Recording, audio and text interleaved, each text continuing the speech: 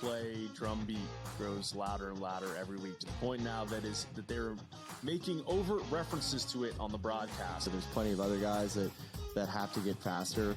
Tom definitely is more deliberate in his conversations, always has been since he's been on tour. I just think about Joe Skovron, when those two started working together, how their conversations always seem to just keep on going and going. The Smiley Show, only on SportsGrid. At some point, these ADs are going to learn we don't need to hire ex-NBA guys. I need guys with college experience, who's gone out and recruited, who know how to develop talent. NBA guys with no college experience don't work in college basketball. I understand they run NBA-style offenses, but it doesn't mean they can run college programs. Betting above the rim, only on SportsGrid. In a short format tournament like this, like the Olympics, now this is even smaller, only 4 teams, who's got the best goaltending? Over, you're talking 3 round robin games and then a knockout with 4 teams. So you're playing 5 games. I'm not sold yet, Mike, on the USA stuff, on the merch, but I think I'm sold on the USA at least being in the final. Only on SportsGrid. 20-34. They are 14 games below 500. Any given night, you have no idea who is going to play for Philadelphia. Embiid has missed so many more games than he has actually played this year. I will not bet on the Ravens to win the Super Bowl. I will not bet on the Ravens to win the Super Bowl. I will not bet on the Ravens because for the last 4 years now, I do it every year, and I want to hit myself in the head with a bat. The Early Line, only on SportsGrid.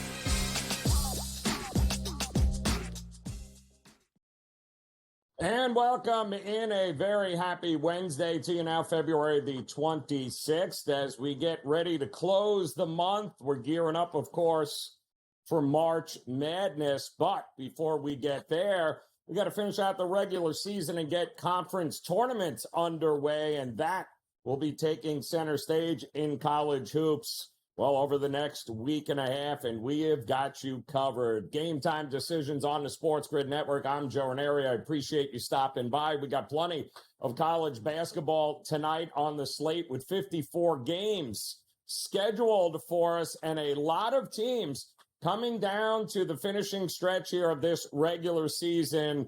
And, well, got to finish up tonight. The Atlantic Sun, in fact, is a conference that will be finishing up the regular season tonight. That means you'll see Atlantic Sun Conference tournament action next week. So a lot happening here as teams on the bubble have a lot to play for. Big 10 in action tonight, SEC, Big 12, Mountain West, the Big East, the Atlantic 10, ACC, the Missouri Valley, of course, Big South, Sun Belt, and many, many more, all with something to play for here tonight, these teams. So it's going to be a whole lot of fun. Looking forward to what we've got here tonight in college hoops. Most games kicking off here. We got a couple underway. Mercer, East Tennessee State, bottom of the hour. 2 really, really big games coming your way when UConn is at home taking on Georgetown. A lot of money coming in towards UConn here tonight as they hope to once again right the ship here, taking on a injured and shorthanded Georgetown team. But listen, nothing has been easy for the 2-time defending champs this season. But this is a game they can ill afford to lose. UConn is going to need to show up and show out. The market thinks they will. As this line opened up about 12 and a half, we're starting to see now, 14, even a 14 and a half or 2 show up. So a lot of UConn money coming here. They have not been great against the spread, by the way, 11-16 against the number. They have not been great at home, 5-8 against the number. So UConn with their work cut out for them. And again, Georgetown coming off of that bad loss there against Creighton in Creighton over the weekend there, 80-69. And then, of course, UConn on the national stage on Sunday just couldn't get it done against the Johnnies. They lost 89-75. So that's a game coming up at the bottom of the hour. And, of course, anytime you've got Tom Izzo and his troops at Michigan State getting points, it's got to raise a flag for you. The antenna's got to be rolling as Michigan State is playing, well, their best basketball of the season, and they're going to have to go into a really tough atmosphere in Maryland here at the bottom of this hour to take on the Terps here. And what can you do? I mean, when you look at the slate of games that Michigan State has seen and had to play here, I mean, we're talking about a 3-game streak against 3 of the top-tier opponents: Illinois, Purdue, Michigan. They've won 6 straight over Maryland. They've owned this, and they're getting points in this game right now. They're 22-5 and 17-9 against the spread this season. Michigan State is pretty darn good right now, and a lot of people, once again, they know Coach Izzo. He has his team playing the best basketball at this time of year, but do not sleep on the Terps here. And yes, they are 8-0 at home in conference play, and this in College Park is going to be one of the biggest games that I can remember in a very, very long time here. Can Maryland get it done? Can Derek Queen and the Maryland front court keep Michigan State from dominating the boards? And can they get enough here to run away with this game? The market seems to think so here. Don't forget, this opened up as Maryland a 3-point home favorite. This is all the way up to 4 now, as Maryland has been getting a ton of money. Also, the total has been hit a little bit. Starting to see some under money come in here. Maybe a little bit more defense and a little bit less offense in this one. I mean, keep in mind, the Terrapins, they too have a winning streak of their own. They're 4-0 now in their last 4 games. They're 16-1 at home. The difference really between these two teams is the scheduling of teams that they've had to play. I mean, Michigan State, my goodness, they are 4-1 straight up versus ranked teams compared to Maryland's 3-3 mark against ranked teams. There is clearly a difference between who these two teams have had to play and had to have beaten. And Michigan State has passed pretty much all tests at this point as top 15 teams collide in College Park.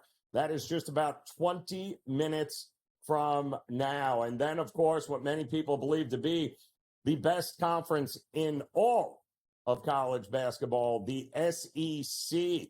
Well, they got a couple of interesting games coming up, too, in the 7 o'clock hour. It's always interesting when you get the number 1 team in the country, the Auburn Tigers, in Neville Arena.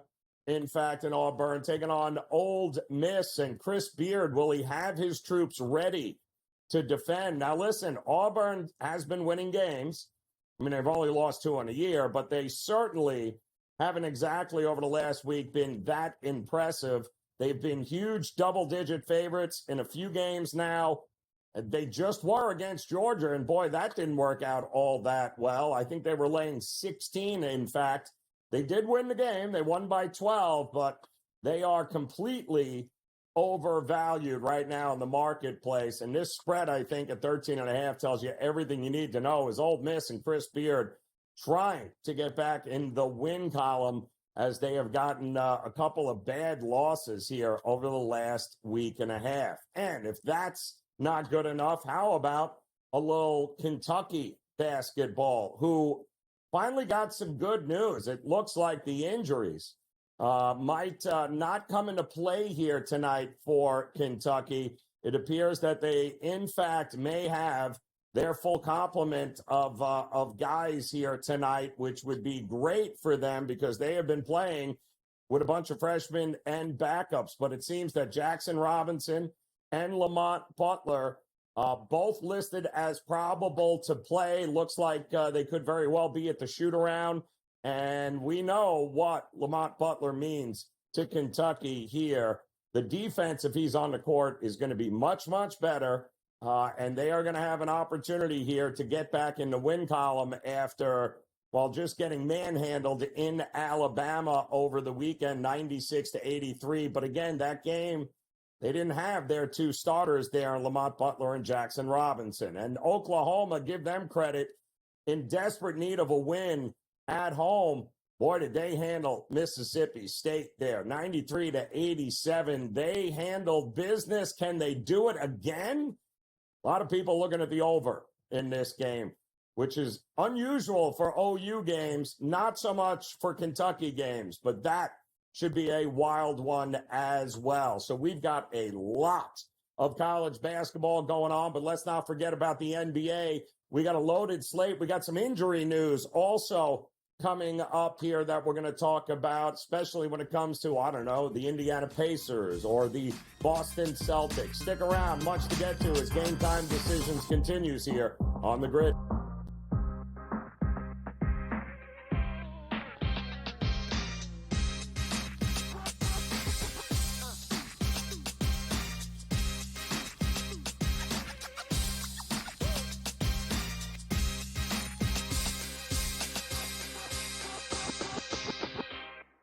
So my team didn't win this weekend, but I still did with this app that's taking over the game. Sports Millions Pick'em lets you make quick and easy predictions. Pick your favorite players, go higher or lower, and you can still win big even if your team loses. Plus, the multiplier is insane. With just a few picks, you can win big money.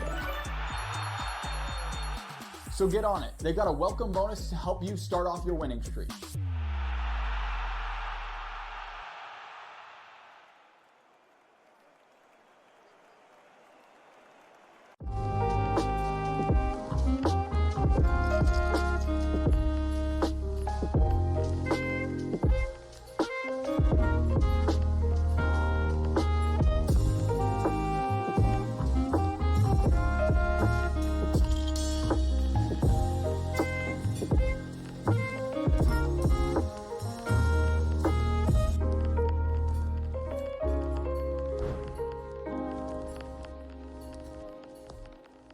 Anyone that's been to a sporting event, the atmosphere before a game, I think Game Time Decisions has that same exact atmosphere. This is our arena.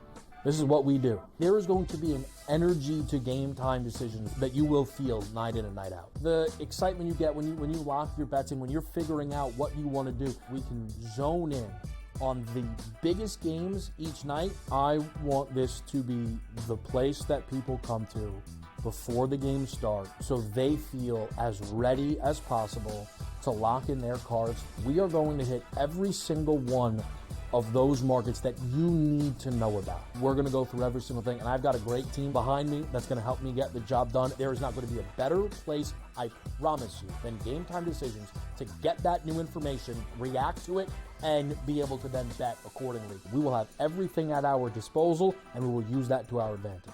I'm Kevin Walsh. Tune into Game Time Decisions from 6 to 8 p.m. Eastern on SportsGrid. The two guys that can do it all. Too much electricity this morning. This is a good time. We're having a lot of fun. I had to do a triple take. Ka-ching! Why? Because of parity. I didn't mean to offend. Yeah, it's not going to happen. Load management is a dirty word. Let him rip. You know what?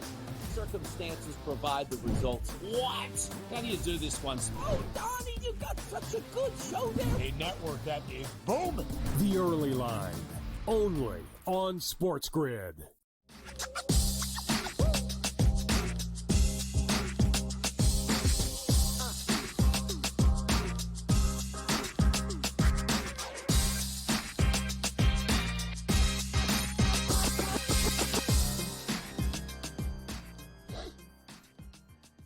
All right, welcome back in Game Time Decisions here on the SportsGrid Network. A very happy Wednesday to you here. Final Wednesday of February 2025. Plenty of college basketball, March Madness around the corner, but don't forget the NBA too, with teams who've got a lot to play for here, trying to make that final playoff push over the next few weeks, and we got some great games coming up here tonight, except for the 76ers. Unfortunately, they're still playing basketball. But Adam Kaufman knows a thing or two about the association. He, too, is looking forward to this card tonight as teams other than Philadelphia are trying to make the postseason at this time here, Adam. And we're going to start with a couple of injury news and notes that we got. The Celtics, your Celtics, in fact, coming off of that win against Toronto last night on the road, taking on the other really hot team in the NBA, Detroit.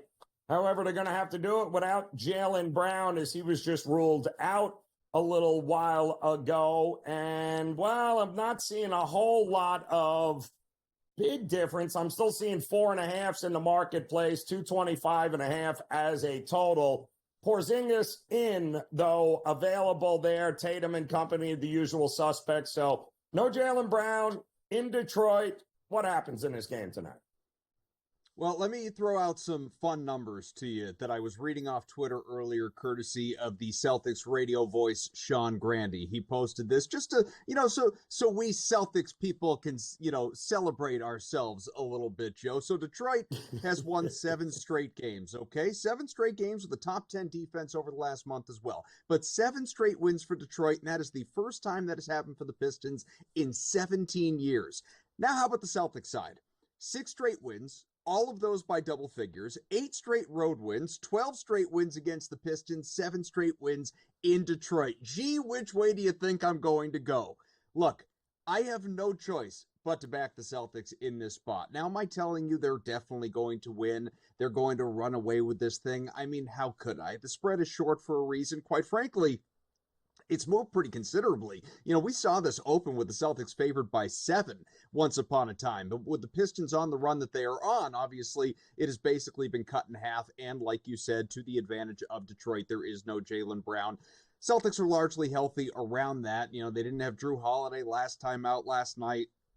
Rest night for him, some other pieces like Luke Cornett was out. Celtics, this is just it's a good opportunity. It's a good test, not necessarily one of those litmus test games, but one of those to show that, hey, back to back on the road, tough spot. Some may look at it, the conspiracy theorists, and say scheduled loss, if you will. I think Boston responds to the challenge. They got enough guys between, obviously, Tatum, who has been facilitating like crazy, had 11 assists last night. The offense runs through him. It's essentially point Tatum. He'll be feeding Porzingis, who's going to have double figures in points. He'll be feeding Derek White, who's going to be launching it from 3. He had a great night last night. Then there will be just some of those other complementary parts. I'd go over, for instance, on Peyton Pritchard. I played his over even before the Brown news, sort of expecting it might happen because obviously the books didn't have him listed anywhere. Vegas sort of foreshadowed this for us. Peyton Pritchard went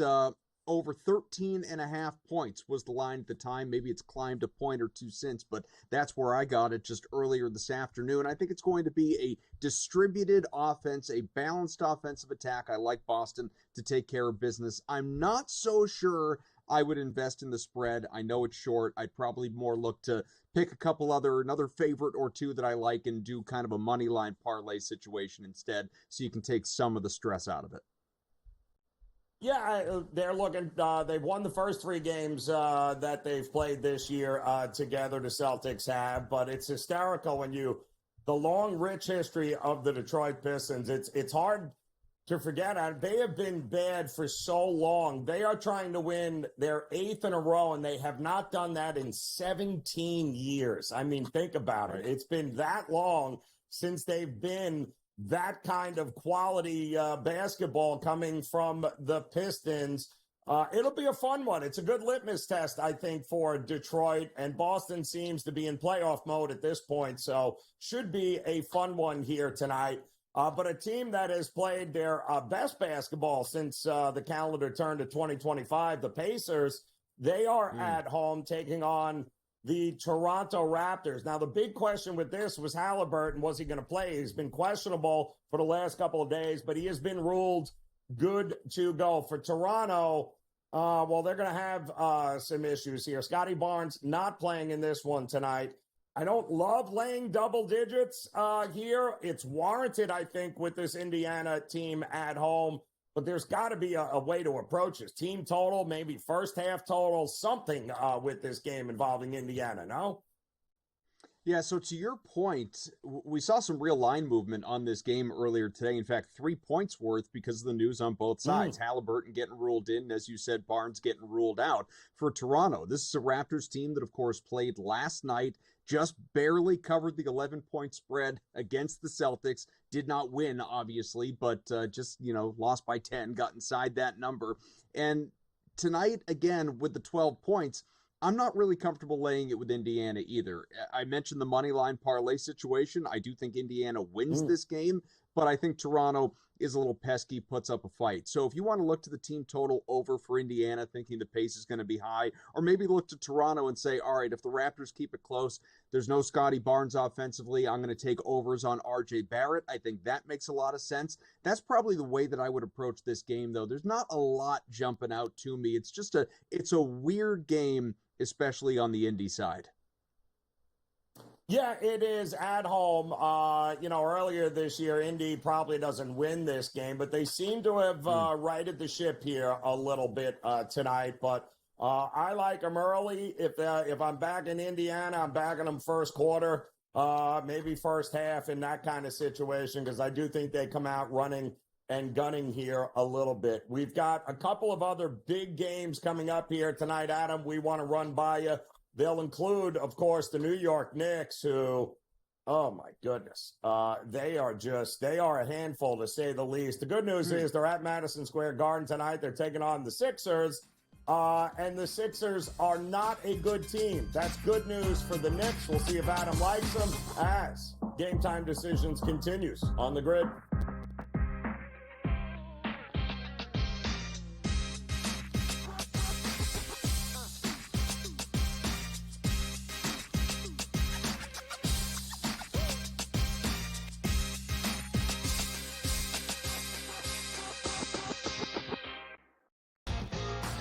Is that kind of helpful when it comes to preparing for a major? Is that you're just like 1 foot in front of you at this point?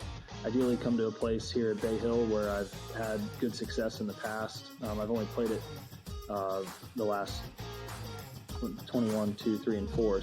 But I've played it well, and I really like that we're heading there with where I'm at right now. I think it's going to tell me a lot. The Smiley Show, only on SportsGrid. We know the Knicks are talented. They're 37-20. It's not a bad season by any stretch. They're just not beating the upper echelon team. This is the Knicks team right now. They're a very good team. And I'm a Knicks fan.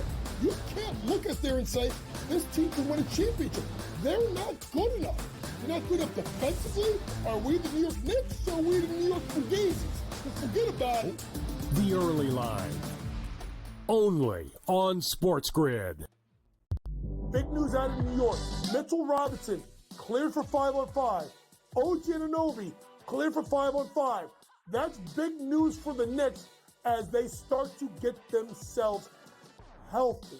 It's about constructing the right roster, the combination of veterans, young guys, and transfers.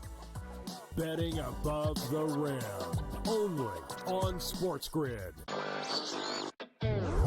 I guess this is the battle for second place in the NBA's MVP. It's been Shai Gilgeous-Alexander. He was like minus 250 a couple months ago. Then last month it was 3-1. I think it's now up to minus 440 here. Voter fatigue is a real thing, but there is a chance for him to maybe go on a hot tear, go on a stretch that maybe opens the conversation back up a little bit. I wouldn't say Shai's completely out of the woods just yet. Newswire, only on SportsGrid.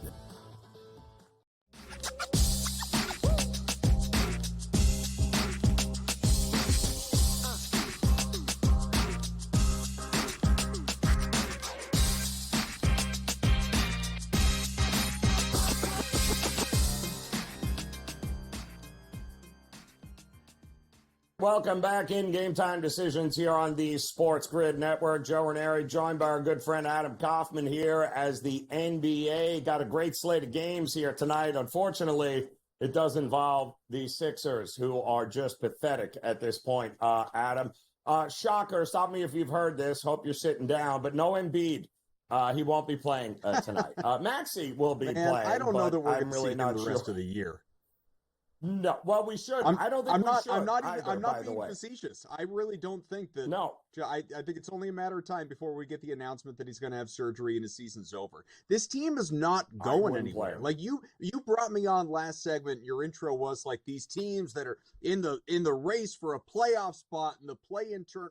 You're ignoring the other race, the race for Cooper Flag. Yep. There are some teams that are openly tanking across the NBA right now. Philadelphia isn't necessarily one of them yet, but it's coming, man. And this team is so fraudulent, so just I mean, look at what happened in the Sixers' last game a couple of days ago when they were a 6-point favorite at home, facing an openly tanking Bulls team without Vucevic, and they lost by about 50 points. This team sucks. It doesn't care. It doesn't give a singular crap. Even Maxey, who you would have expected to show out in that game because he was basically all by himself, only had 13 points and essentially didn't play in the second half because, again, dead team walking. Now you have Paul George. Holy God, this is what makes me think we live in a simulation, Joe. Paul George with a straight face says, like, closes out his podcast and says, hey, listen, I'm sorry to all the fans of this show, but I'm going to go on hiatus. I'm going to take a time out from the podcast to focus on my actual job that I am paid $200 million over the course of the life of this contract to focus it because, I just said, I don't even know that we're a playoff team. No crap. No kidding. This team absolutely blows. And now Paul George is going to take a timeout from podcasting to focus on his real job. So, look, if there were ever a narrative street play, it would be going over on Paul George points tonight, 15.5, 16.5, 17.5, wherever you see the line. Because honestly, if that dude has an ounce of pride in his entire body, he's going to have 20 plus tonight, and Philadelphia is going to put up a fight. All that being said, I like the Knicks. I know I like sort of wishy-washy on the Celtics, the Pacers earlier in terms of whether they'll cover the spread. I took the Knicks when it was 9.5. I know it's 10.5 now. I would still invest in New York. This team lost to Boston, lost to Cleveland. Each of those last two games, honestly, both, even though the score got a little close with the Celtics by the end, that was just smoke and mirrors. They were basically blown out each of those last two games. Now you're at home against a terrible Sixers team on the other side. I think New York puts on a show tonight. Get it done, New York. And by the way, they are also, I believe, the single worst team as far as bouncing back, coming off a loss. Guess what? They don't cover the next game either. They're terrible, the Sixers, this year. But the Knicks, we all know they can beat bad teams, and Philadelphia is just that. What about this number here? OKC laying about 9 touchdowns, it feels like, taking on the Brooklyn Nets, who had not been playing bad basketball, by the way, before the break and then just out of it. I mean, OKC obviously can probably pick their score here, but that's a huge number, is it not? I think of this number, Joe, not high enough.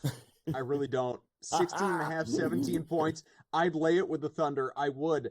Not necessarily because I think they are that much better, obviously, than the opposition tonight, which clearly the Thunder are. And like you said, pick your number, you're laying a zillion, all that stuff. I think it's more the way they showed out last time.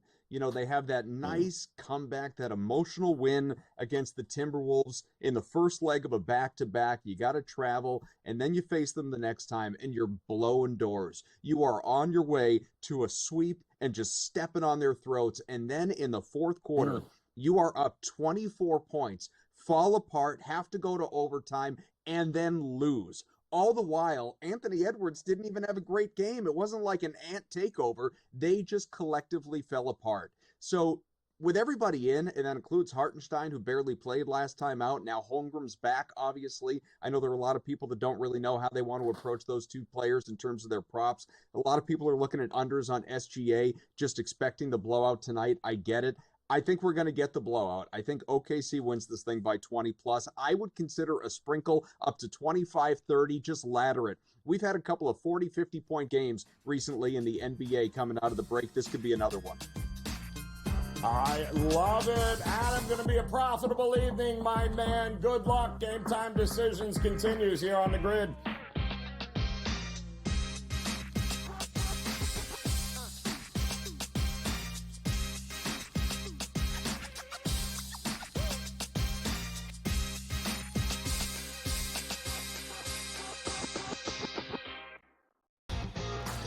Is that kind of helpful when it comes to preparing for a major? Is that you're just like 1 foot in front of you at this point? Ideally come to a place here at Bay Hill where I've had good success in the past. I've only played it the last 21, 2, 3, and 4. So, but I've played it well, and I really like that we're heading there with where I'm at right now. I think it's going to tell me a lot. The Smiley Show, only on SportsGrid. We know the Knicks are talented. They're 37-20. It's not a bad season by any stretch. We're just not beating the upper echelon team. This is the Knicks team right now. They're a very good team. And I'm a Knicks fan. You can't look at there and say, this team can win a championship. They're not good enough. They're not good enough defensively. Are we the New York Knicks or are we the New York Fugazis? Forget about it. The Early Line, only on SportsGrid. Big news out of New York. Mitchell Robinson cleared for 5-on-5. OG Anunoby cleared for 5-on-5. That's big news for the Knicks as they start to get themselves healthy. It's about constructing the right roster, the combination of veterans, young guys, and transfers. Betting above the rim, only on SportsGrid. I guess this is the battle for second place in the NBA's MVP. It's been Shai Gilgeous-Alexander. He was like minus 250 a couple months ago. Then last month it was 3-1. I think it's now up to minus 440 here. Voter fatigue is a real thing, but there is a chance for him to maybe go on a hot tear, go on a stretch that maybe opens the conversation back up a little bit. I wouldn't say Shai's completely out of the woods just yet. Newswire, only on SportsGrid.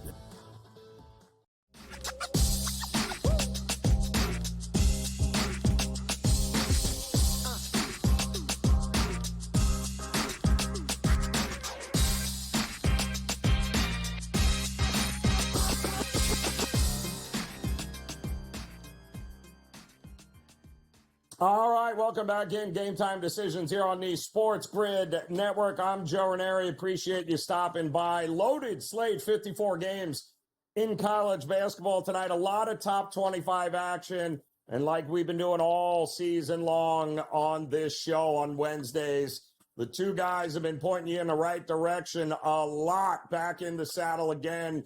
Our good friend Chris Thurston, CT Betts, is here, as is the Wizard, Mr. Kenny White, ready to roll here tonight with these games. And I apologize ahead of time. There might be a little chalk in the air tonight on this show, but that's all right. It all pays the same. And CT, let's start with you here, brother, because you got a game just about to tip off that all eyes are going to be on when it comes to Maryland at home, College Park, taking on Coach Izzo and Michigan State. And anytime we get Michigan State plus points, you kind of look a little sideways, but I think it just comes down to if you trust this Maryland team at home to be able to handle business. Yeah, Joe, this one about to go. And like you said, the Terps are deadly, especially at home this year, 16-1 at home. And that kind of seems to be the case for a lot of teams this year. Home court has kind of ruled. And yeah, Izzo, he's got Sparty rolling at the right time. Now as we get closer to March, after the embarrassing loss that they had to IU at home, they've ripped off 3 straight wins and covers. But I think this is going to be a pretty different story here tonight. Pretty big challenge on the road here in College Park. Terps, like I said, Joe, they've only lost 1 at home this year, and that goes all the way back to November. That was versus Marquette. They're also 11-6 ATS on their home court, and they've covered 4 straight as a home fave. So this team's got all the pieces to win and cover this game versus Sparty. Multiple bigs. They're very deep in rotation of the guards. They really shoot the ball well. And as good as the Sparty D has been, I just don't think that they're going to fully be able to contain these Maryland guards. So Maryland, I think, is getting a little disrespected here, laying only 3.5, but probably just tipped, and you might be able to get an in-game play there. But I'm on Maryland -4 here. All right, so you're going to look at Maryland -4. Kenny, let me get your thoughts on a game also getting ready to tip off here involving Duquesne, I believe, laying a short number, 2 points, I think, taking on LaSalle. Duquesne, a road favorite here, coming off a nice win, I believe. LaSalle's just terrible. I'm pretty sure the three of us can beat them. So what are you thinking in this game? Is the number the right price here for Duquesne?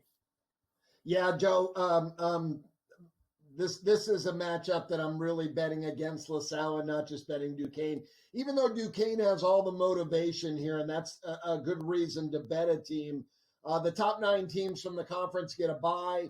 Right now, Duquesne is tied on that line with 4 other teams for 2 of those final spots to get a bye in the conference tournament. And right now, LaSalle at 4-10.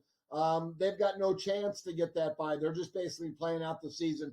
They are one of the worst shooting teams in all of college basketball, one of the worst three-point shooting teams in all of college basketball. And it's a team right now that's lost 8 of their last 10 games. I just think Duquesne is the far better basketball team, and all we have to do is win the game. I've got them 10 points better. If I give any home court at all, which LaSalle, nobody's showing up at these games anymore anyway. Fran Dunphy has already given his resignation. He is done. He's retiring for his career. And that was a couple of games ago. The team still hasn't responded. So I just don't think they have any talent there. Jump in right now on Duquesne. You can lay a short price in game. Yeah, that's some value right there with Duquesne coming off a tough loss against the Bonnies, but looking to get back on track here tonight. All right, top 25 action again. CT, coming to you because, listen, they've winning, which is they've only lost 2 games, the number 1 team here, Auburn. They got Ole Miss, Chris Beard and company, desperate for a win. Auburn just hasn't covered these kinds of big numbers as of late. Do you think they have what it takes to get it done at home tonight? Yeah, I do, Joe, and you're absolutely right. They've kind of been sleepwalking since the big win at Bama. Haven't really been playing their best ball and really haven't been blowing anybody out. And like you said, Ole Miss kind of slumping here, dropping their last 2. They really haven't been playing good ball at all. Outside of the nice win about 5-6 games ago at home versus Kentucky, they struggled with South Carolina and LSU. They did get the wins, and I get it. Both games are on the road, but they're both 2 bottom teams in this league here. These 2 met earlier in February at Ole Miss. Tigers won by 10. High-scoring game, 92-82. Joe, I heard a lot of people kind of say today that the Rebels are going to be able to contain Auburn's defense. Well, they weren't capable or contain Auburn's offense. I apologize. They weren't able to do that back in early February when the Tigers put up 92. The Tigers played a terrible game on defense, giving up 82 here. I think tonight's kind of the night where Pearl gets the offense going. The defense is elite at home before going to Kentucky on Saturday, and then A&M. Then they get to finish at home versus Bama. I think tonight's the night. You get some kinks out here. This is a very deep Auburn team, as we're well aware. And in the blink of an eye, they could be up double digits, and teams don't know what hit them here. So I laid 13 here. It's you get 12.5 here because Chad Baker-Mazara is going to be a game time decision here for the Tigers. But I think this is the game that they pull away here and get the win and cover. Yeah, they certainly have been machine-like here in that effort. Ever since they lost to Florida, it has been scorched earth for Bruce Pearl and the Auburn Tigers. They'll have an opportunity to push around this team of Ole Miss and Chris Beard tonight. By the way, 9-0 run there, Kenny, to start Duquesne against LaSalle, up 9-0 right out of the gate. So hope you guys were able to take advantage of that one here. In the meantime, Kenny, you're going to take us out to the Dakotas because, of course, you are. South Dakota looks like they're getting a whole lot of points here. Is that 9 I'm seeing now, Kenny? Is that what we got here? Yeah, +9. This opened 9.5 yesterday, and it's held pretty much steady all day in the market at 9 today. And that's North Dakota State's a very good basketball team. But again, the Summit League winding down. This is North Dakota State's last game of the year. They're basically penciled in as the number 3 seed in the tournament. Unless South Dakota beats them tonight, South Dakota could be the 3 seed, but it really doesn't matter. You got to win the tournament. So seeding isn't that big of a deal in this tournament. South Dakota lost the first game by 26 points, 103-77 at home. Now, this should be a very high-scoring game as well, Joe. South Dakota is very impressive. They are the fastest team in the country getting up and down the court. And you would think a team that plays that fast would have a lot of turnovers. No, not this team. They take care of the basketball. They get their scoring opportunities, and they score them all very, very well. So neither team plays any defense. I think it's going to be an extremely high-scoring game, back and forth, and it's going to be a pretty close game. So I took the 9 with South Dakota.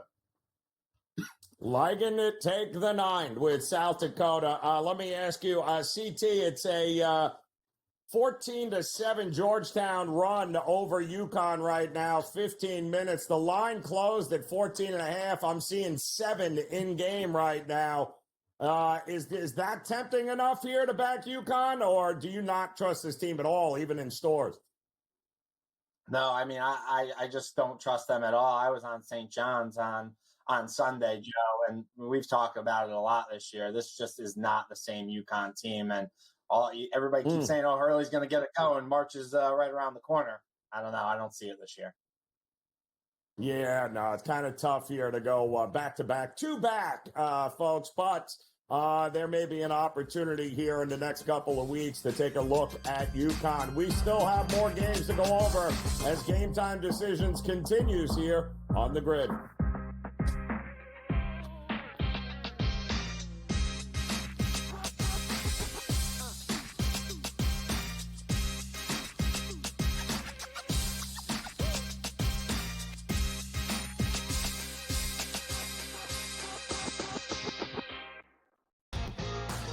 Is that kind of helpful when it comes to preparing for a major? Is that you're just like 1 foot in front of you at this point?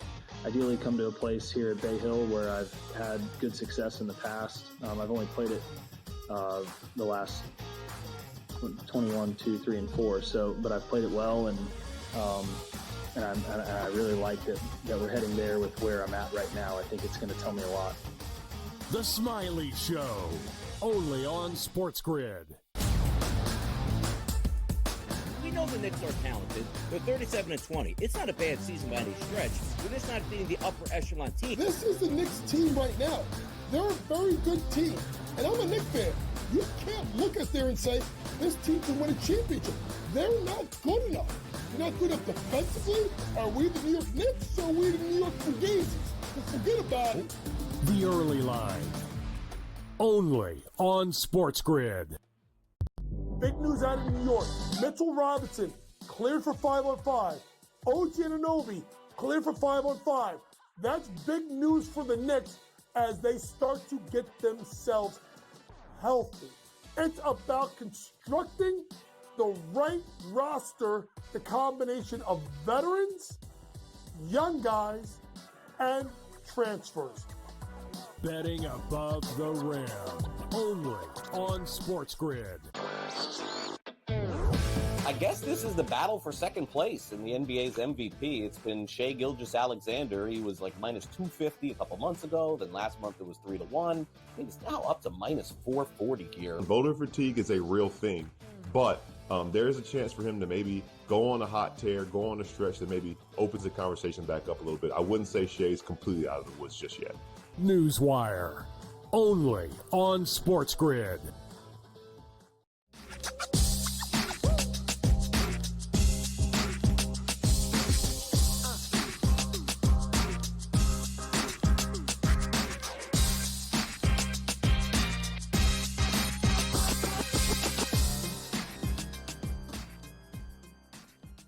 All right, welcome back in Game Time Decisions here on the SportsGrid Network. Joe Raineri, once again joined by our good friend Chris Thurston, CT Bets in the house, as well as the Wizard, Mr. Kenny White. Here is college basketball, 54 games on the slate tonight. A lot of top 25 action here. And CT, walk me through this. Last I heard, Kentucky going to have Lamont Butler back, I believe. Actually, both starters are due to be playing here tonight for Kentucky on the road against OU. Great win by OU, by the way, at home against Mississippi State over the weekend, a game they had to have.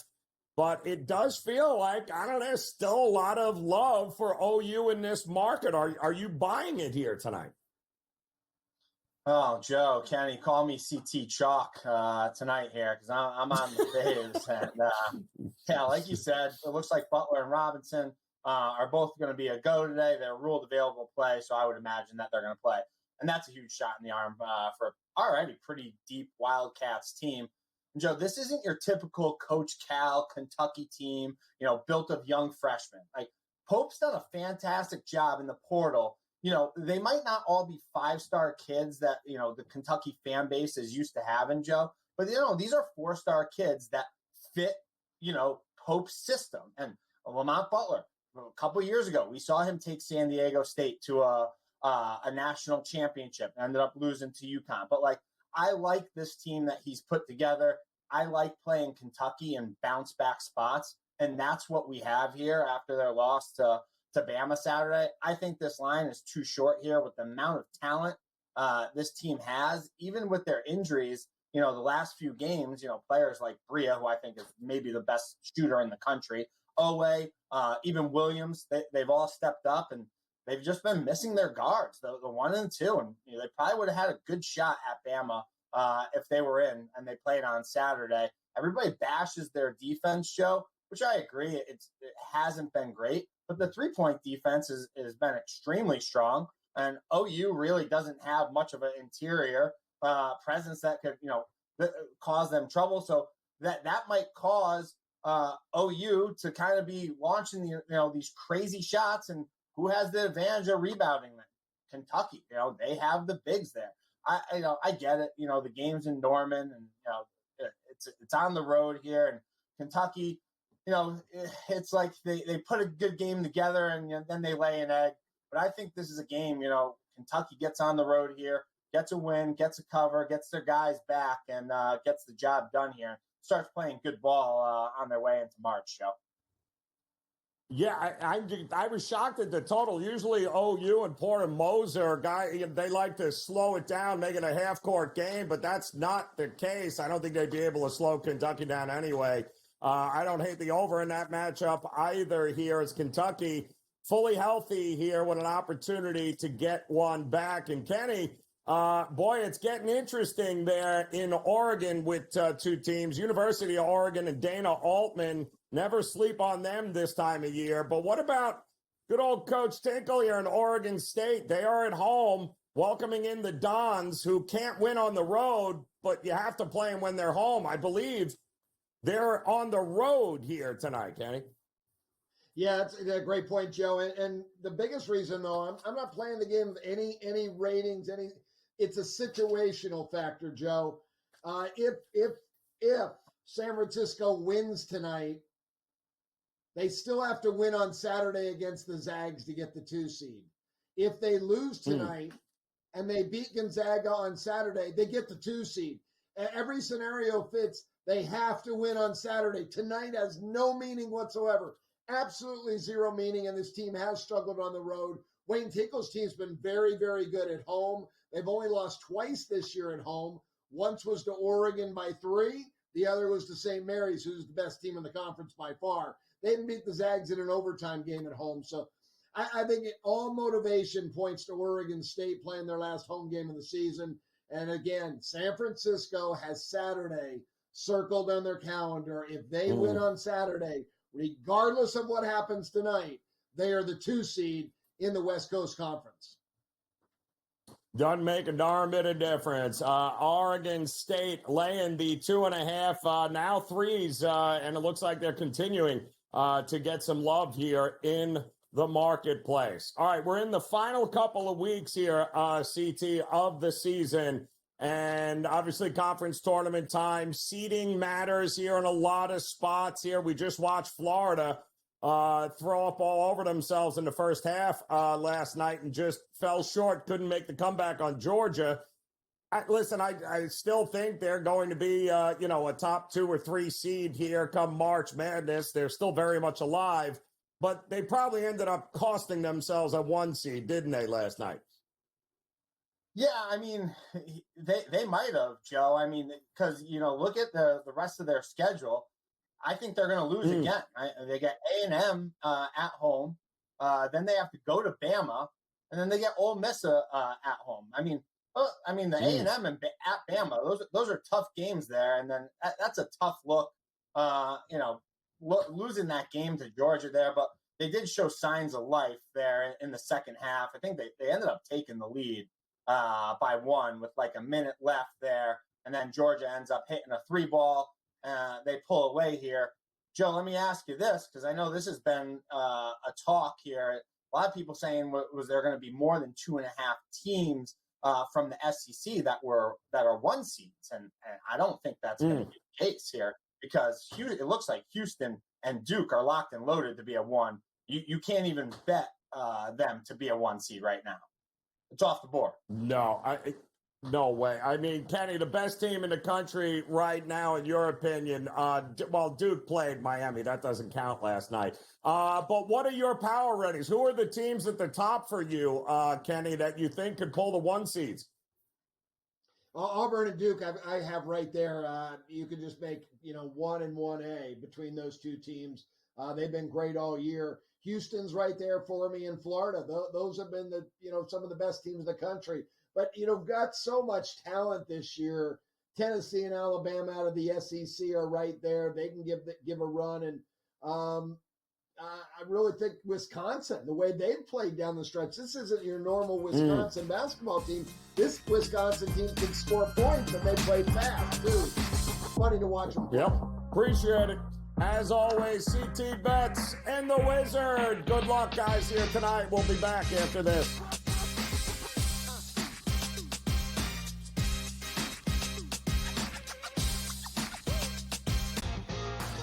Is that kind of helpful when it comes to preparing for a major? Is that you're just like 1 foot in front of you at this point? Ideally come to a place here at Bay Hill where I've had good success in the past. I've only played it the last 21, 2, 3, and 4. But I've played it well, and I really like that we're heading there with where I'm at right now. I think it's going to tell me a lot. The Smiley Show, only on SportsGrid. We know the Knicks are talented. They're 37-20. It's not a bad season by any stretch. We're just not beating the upper echelon team. This is the Knicks team right now. They're a very good team. And I'm a Knicks fan. You can't look at there and say, this team can win a championship. They're not good enough. They're not good enough defensively. Are we the New York Knicks or are we the New York Fugazis? Forget about it. The Early Line, only on SportsGrid. Big news out of New York. Mitchell Robinson cleared for 5-on-5. OG Anunoby cleared for 5-on-5. That's big news for the Knicks as they start to get themselves healthy. It's about constructing the right roster, the combination of veterans, young guys, and transfers. Betting above the rim, only on SportsGrid. I guess this is the battle for second place in the NBA's MVP. It's been Shai Gilgeous-Alexander. He was like minus 250 a couple months ago. Then last month it was 3-1. I think it's now up to minus 440 here. Voter fatigue is a real thing, but there is a chance for him to maybe go on a hot tear, go on a stretch that maybe opens the conversation back up a little bit. I wouldn't say Shai's completely out of the woods just yet. Newswire, only on SportsGrid.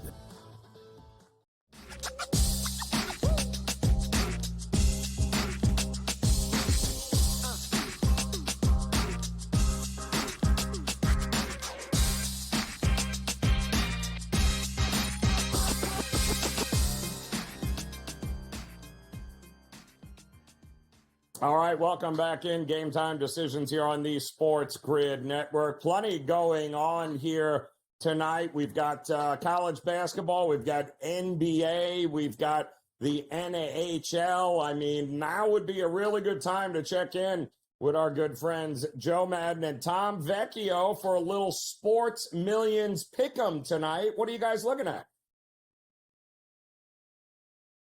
Happy Wednesday, everyone. It's time to jump into our Sports Millions Pick'ems. Now, yesterday out there on the ice, I was able to hit that 3-time multiplier with Jonathan Huberdeau getting the point as well as John Carlson. John Carlson, for his point, set up Ovi on that power play to get the assist, getting his point, and Jonathan Huberdeau actually got the goal. So, nice game out there with the Calgary Flames getting the win over the Washington Capitals in Washington, which was a feat in itself. But today, Tom, we got to turn to the hardwood.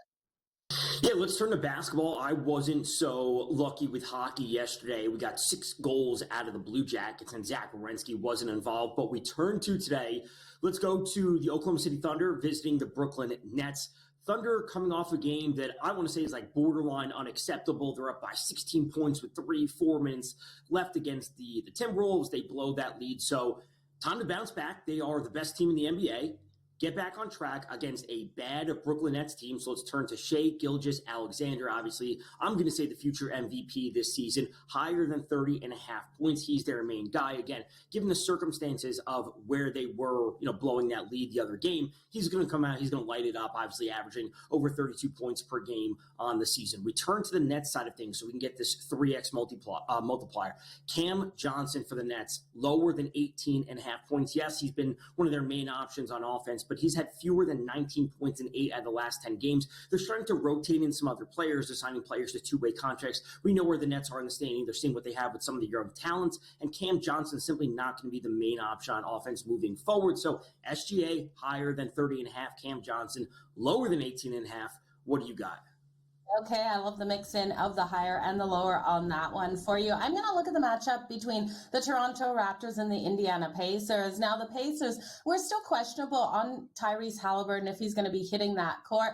And with that, I'm going to look at Pascal Siakam for the Pacers. I do think he can come out nice and strong in this matchup versus a team that he did a play for. Now, the last time he played against the Toronto Raptors, they really limited him out there, holding him to only 13 points. But we did see success back in November when he was able to put up 25 points on the Toronto Raptors, 10 rebounds and 5 assists. When we look at him in his last meeting in Indiana versus Toronto, he's also had that success with 27 points on the board. So looking at him tonight, he has a number of 21.5 points, and I will take that to the higher, expecting Pascal Siakam, with or without Tyrese Halliburton on the court, to really step up in this matchup and to be the consistent point scorer that we need out there on the court for the Pacers at home. When we look at the Toronto Raptors here, Scotty Barnes, he's let me down before hitting him on his points. I do think with Pirtle out of the lineup, we've got to look at Scotty Barnes more for his rebounds in this matchup.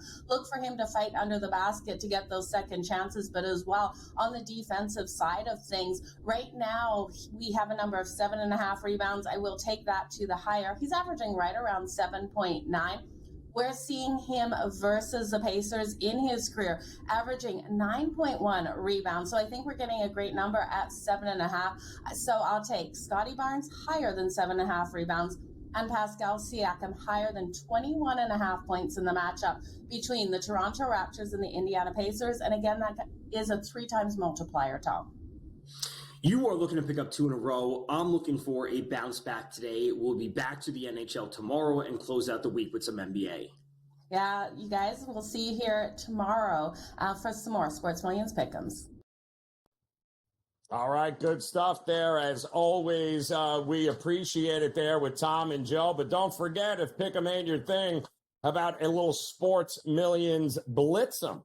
Enjoy Sports Millions Pick'ems, but hate making the picks yourself? Well, Sports Millions has you covered. Head on over and play Sports Millions Blitz'em right now and let the computer do the work. Go to sportsmillions.com/blitz'em to be able to win big prizes without having to make a single pick yourself. That's sportsmillions.com/blitz'em.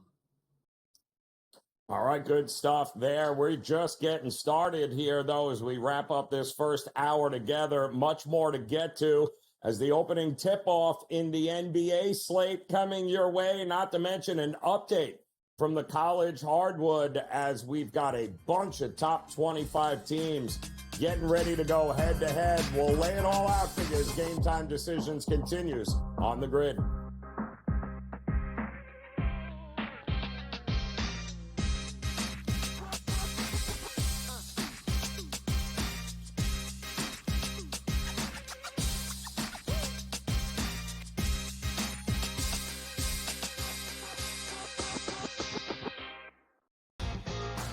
Is that kind of helpful when it comes to preparing for a major? Is that you're just like 1 foot in front of you at this point? Ideally come to a place here at Bay Hill where I've had good success in the past. I've only played it the last 21, 2, 3, and 4. So, but I've played it well, and I really like that we're heading there with where I'm at right now. I think it's going to tell me a lot. The Smiley Show, only on SportsGrid. We know the Knicks are talented. They're 37-20. It's not a bad season by any stretch. They're just not beating the upper echelon team. This is the Knicks team right now. They're a very good team. And I'm a Knicks fan. You can't look at there and say, this team can win a championship. They're not good enough. They're not good enough defensively. Are we the New York Knicks or are we the New York Fugazis? Forget about it.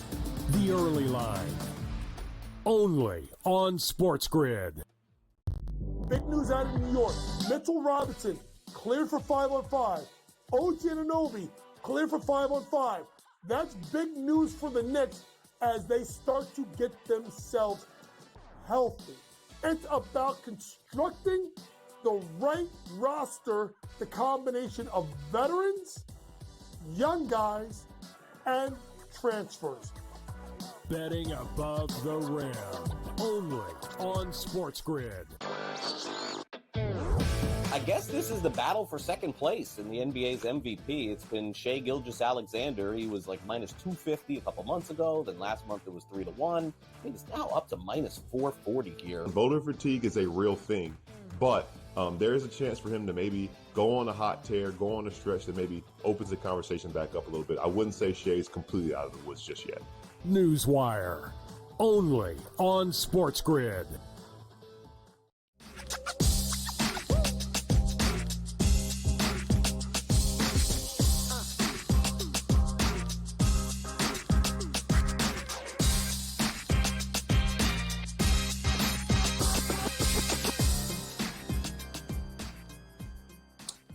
All right, welcome in. Game Time Decisions off and running another hour together here as we have a loaded slate on the hardwood here tonight. Plenty of top 25 college basketball, great NBA action getting ready to take center stage. In fact, a few games getting ready to tip off here. Boston taking on Detroit, the suddenly red-hot Detroit Pistons looking for an 8th win in a row at home. You've got the Knicks playing the G League Philadelphia 76ers. No Embiid, no nothing. Looks like they're tanking. So we got a little something for everyone. But the focus as the last week and a half of the college basketball regular season is upon us. Colby Dant in the house. Nobody better to help us navigate this as we get ready for conference championships. We got a lot of top 25 action going on here, Colby. Right now, Michigan State up 17-15 right now in College Park over Maryland. You know, anytime you see Izzo getting 4 points, you're going, really interesting. How did you approach this game tonight? I actually took the Terps because you had Izzo coming off that huge win at Ann Arbor against an arch rival. And Maryland's still kind of that weird opponent that I feel like, I know they've been in the Big Ten now for a little bit, but Maryland's crowds have been terrible compared to their ACC days. But when there's a top 10 team coming in, it's kind of like a throwback to those games. And I'll tell you, this Maryland team, even though they've looked a little sloppy out the gate, obviously you can tell they're young. And this is a huge spotlight game for them.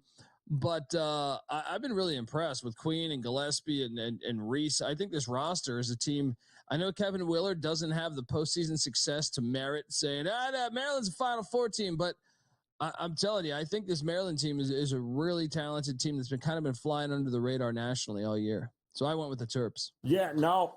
Listen, it's now or never for Maryland here. And so it's put up or shut up at time. This is the kind of game and kind of win that has escaped Willard and his teams over the last couple of years, but this is the game he's got to have here tonight, and so far it's locked up at 17 apiece. All right, we've got the number one team in the country, Auburn, underway against Ole Miss. They were laying a big number again. Listen, they win, but the value is always on the other team. It was on Georgia over the weekend.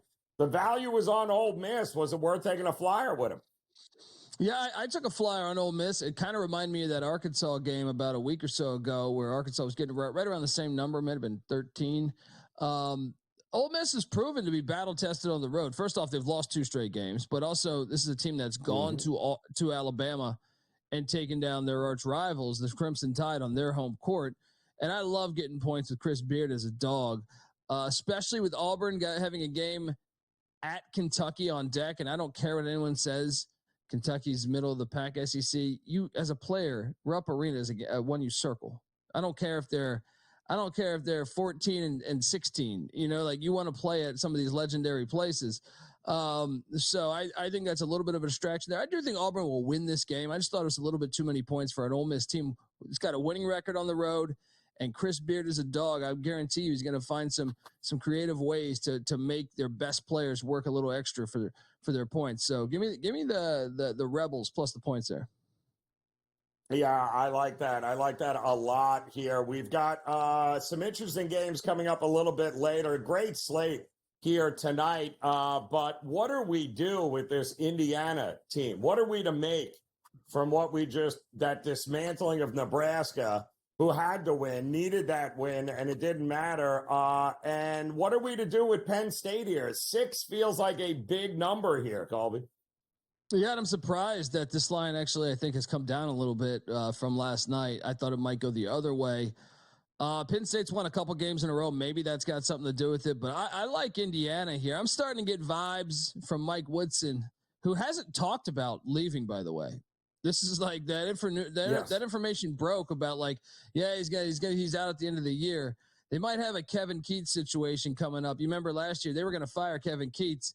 NC State gets hot in the ACC tournament, runs that thing with DJ Burns all the way to the Final Four. Next thing you know, you're re-upping him, and he's terrible again this year. Mm-hmm. So Woodson, Indiana's, I think, found something by going to the zone. I think that zone, defensively, kind of reminded us a little bit of that Boeheim era, where a lot of his teams would make that push. They'd be a bubble team. They make a push late by switching up, going to the zone a little more often. I think Indiana might have found something there, and we know they have talent. That NIL collective went out and bought that roster. So give me the Hoosiers at home at Assembly Hall minus the points. Yeah, listen. Now's the time, right? Penn State has not made a nice little comeback here over the last couple of games after that ridiculous losing streak. But there are some games out west here tonight that are a little interesting line-wise to me. Let me start with the game Utah State, Boise State, 10:30 Eastern time tip. This is a huge game on tap here out in the Mountain West. Boise State seems to be getting the love here. Opened up at 3. I'm seeing 4.5. What are we getting in this one here tonight? Yeah, I can't wait to watch this one because Utah State has a chance to, if they win this road game, there's a good shot they could win the Mountain West 1 seed and regular season championship. Meanwhile, Boise, if you look at most bracketology, their first 4 out. So they're in a desperate spot to get a win. You look at their remaining schedule, aside from the Mountain West tournament, this is the one, to me, you add this win to your resume, I think you're going to be on the inside of it. They're 12-1 at home. And that's what it came down to me, is coming into the season. I was at Mountain West Media Days. I saw, when the votes came in, Boise State was projected to win that conference in the regular season. And a lot of that logic was they're a veteran team. They're the most veteran team in that conference. For whatever reason, they had their issues on the road this year with Leon Rice and company. But I think at home at Boise, the only team that's gone in there and beat them is San Diego State, and that's Brian Dutcher. And the fact that San Diego State and Utah State just played, that's a huge rivalry game in that conference. So I like taking Boise in this spot. Now, the thing is, with the jumping up, I wouldn't go much further than 4.5, though. I look at this as like, Boise winning by, 5-6 points. So I would not go much further than what this was. I got in on that 3.5 last night, but at 4.5, I will still jump in on these Broncos. Just can't wait to watch this matchup. Big, and they're all big in the SEC, it feels like. But Arkansas at home taking on Texas. I mean, what can you say? Both these teams need a win, and they need to keep winning here. Are we a believer that Calipari and company have found something? Because Texas has not been good.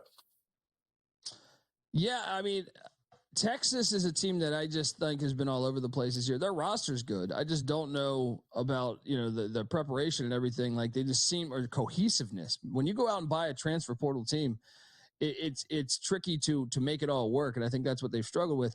Arkansas seems to have turned a corner with the injury situation. They've gotten better with their injuries because, less dividing players with time. Now you got your roster. I feel like John L. Davis is playing a lot better with Calipari. Old school Southwest Conference rivalry. This is a playoff game essentially. I'm on the Razorbacks at home. I think that crowd alone is going to be part of the reason why they get it done. I'm going to lay that 2.5 with Razorbacks. I mean, that's going to be an absolutely crazy atmosphere here tonight. Can't wait to see it as Texas trying to go on the road and get it done. So far, so good in some of these games here, too. As Colby, we're looking. Boy, we'll get an update. We'll run down the board here. But, Colby, let's cash those tickets here tonight. Always a pleasure, my man.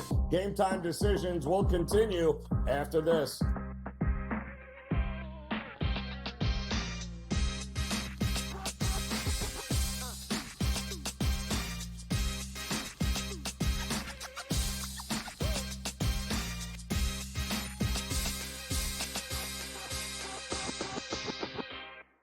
So my team didn't win this weekend, but I still did with this app that's taking over the game. Sports Millions Pick'em lets you make quick and easy predictions. Pick your favorite players, go higher or lower, and you can still win big even if your team loses. Plus, the multiplier is insane. With just a few picks, you can win big money. So get on it. They've got a welcome bonus to help you start off your winning streak.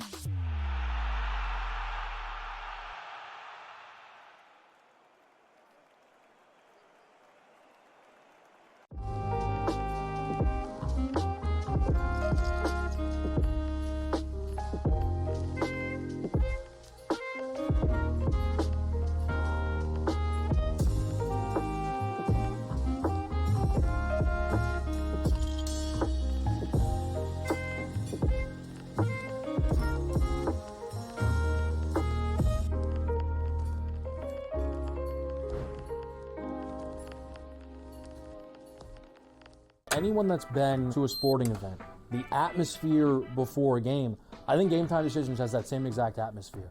This is our arena. This is what we do. There is going to be an energy to Game Time Decisions that you will feel night in and night out. The excitement you get when you lock your bets in, when you're figuring out what you want to do, we can zone in on the biggest games each night. I want this to be the place that people come to before the games start so they feel as ready as possible to lock in their cards. We are going to hit every single one of those markets that you need to know about. We're going to go through every single thing, and I've got a great team behind me that's going to help me get the job done. There is not going to be a better place, I promise you, than Game Time Decisions to get that new information, react to it, and be able to then bet accordingly. We will have everything at our disposal, and we will use that to our advantage. I'm Kevin Walsh. Tune into Game Time Decisions from 6 to 8 p.m. Eastern on SportsGrid. The two guys that can do it all. Too much electricity this morning. This is a good time. We're having a lot of fun. Do a triple take. Ka-ching! Why? Because of parity. I didn't mean to offend. Yeah, it's not going to happen. Load management is a dirty word. Let him rip. You know what?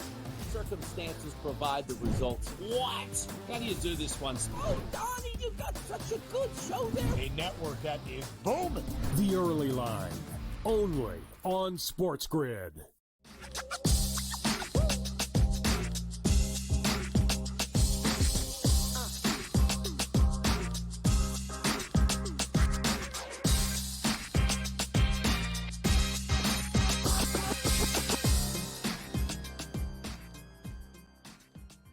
All right, welcome back in Game Time Decisions here on the Sports Grid Network as we've got plenty of great action in college basketball here tonight on the card. The NBA slate just underway. In fact, a lot of eyes will be in Detroit as the Pistons looking to do something I haven't done in 17 years. That's win 8 straight games. They'll have an opportunity to do it against Boston tonight. They're off and running a 9-2 start. Not a bad way to go if you're Detroit. And yet the Knicks, the good news is the Philadelphia 76ers are not a good team, which means the Knicks can probably beat them tonight, except they're losing early on 4-2 in that one. We welcome in our good friend Mark Zinno here as tonight we got some great college hoops action going on. Zin, a lot of top 25 teams at it underway right now. I see Texas A&M and Vandy in a battle here. Plenty of time to go, but A&M back-to-back losses at home for Buzz, not good. This is a team that usually handles their business, especially on their home court. That's a great home court atmosphere. But Vandy holding tough here with A&M. How did you approach this game? Yeah, I kind of regret how I did approach it. I took A&M in the first half and laid 3.5. You know, that 7.5 number always gets me a little bit sort of weary, you know, when I get outside that second possession, because again, in college with the shot clock being longer, there's less possessions in a game. So from that standpoint, you know, I was hoping that A&M would finally have a sort of wake-up call game on offense after how bad they shot last time out. Against a very bad Vanderbilt defense, particularly on the road. A&M shooting 41% and 25% from three so far. So, I mean, look, I'm not, you know, in totally bad position as they're up 14-13 here with under 12 minutes left. But, you know, I need the A&M offense to go on a little bit of a run. And Vanderbilt, you know, to their credit, has been a great first half team. They're top 20 in the country in first half points scored. But obviously that number takes a dip on the road, and their shooting takes a dip on the road. And I figured the Aggies defense would be enough to be locked down here after 2 straight losses because that's their bread and butter. But, you know, when you hold Vanderbilt to 13 points through, you know, the first 8 minutes of the game, you feel pretty good if you're A&M. You just got to get the offense going here for the Aggies. Yeah, and that's it. They will here as a quick break in the action there. Still got about 12 minutes to go, 14-13 in that one, A&M with the lead. This was an interesting one, too, out of the Big 12. That's underway here with Central Florida, UCF. They're out to a 21-13 lead over Kansas State. Coleman Hawkins was ruled out late here, and obviously a pretty big part for Kansas State offensively there with, you know, he's been playing really, really well, especially during that winning streak there, but he's not there, and UCF, a little bit of success early in this one. What did you think we were going to get here? Well, I mean, look, I went heavy on K-State here, plus the 4.5. I had a hard time believing that the worst defense in the Big 12 was going to cover a 4.5-point spread. But UCF is shooting 61% from the field to start the game. I mean, I'm hoping that levels off here, and obviously K-State gets back in it, you know, as they're trailing by 8 here early on. But you know, this is a spot here for the Wildcats. Like, if they have any hope of even, you know, entering into the bubble conversation, they've got to win out here, finish above 500 in the conference, and make a run in their conference tournament to make some noise here. But this is the same Kansas State team who was able to beat Iowa State on the road, you know? So, you know, they're a very inconsistent up and down team here.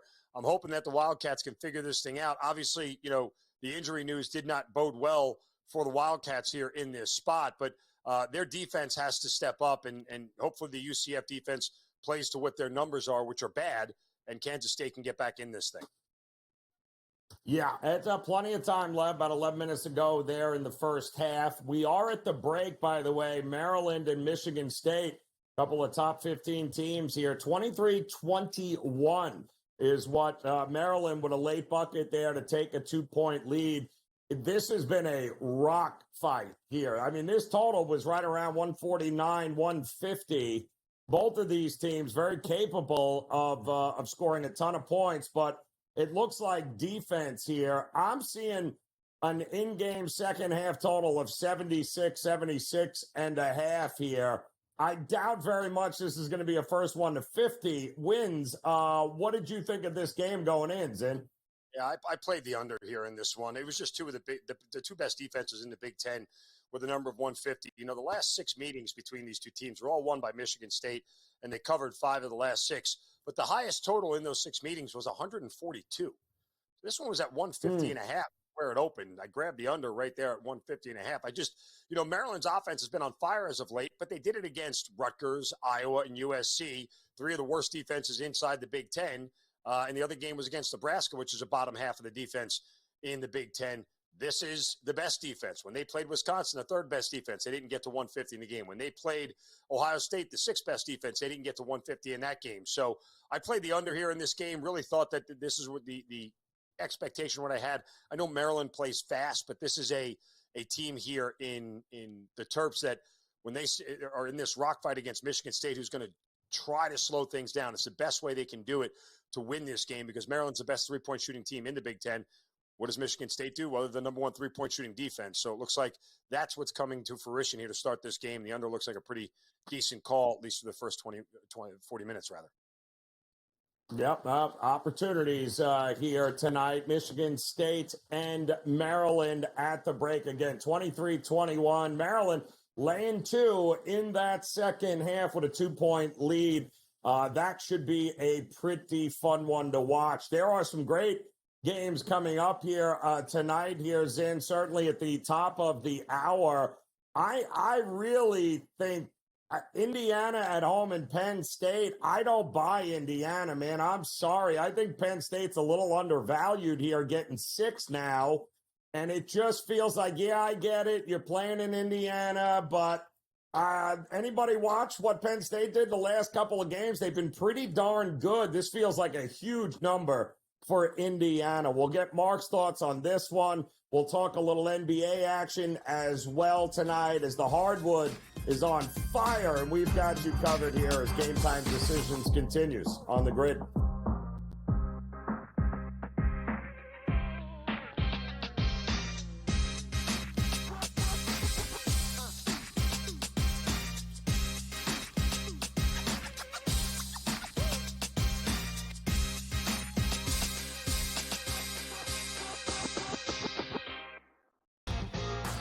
Is that kind of helpful when it comes to preparing for a major? Is that you're just like 1 foot in front of you at this point?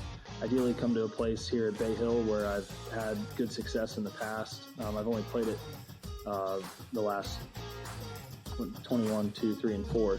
But I've played it well, and I really like that we're heading there with where I'm at right now. I think it's going to tell me a lot.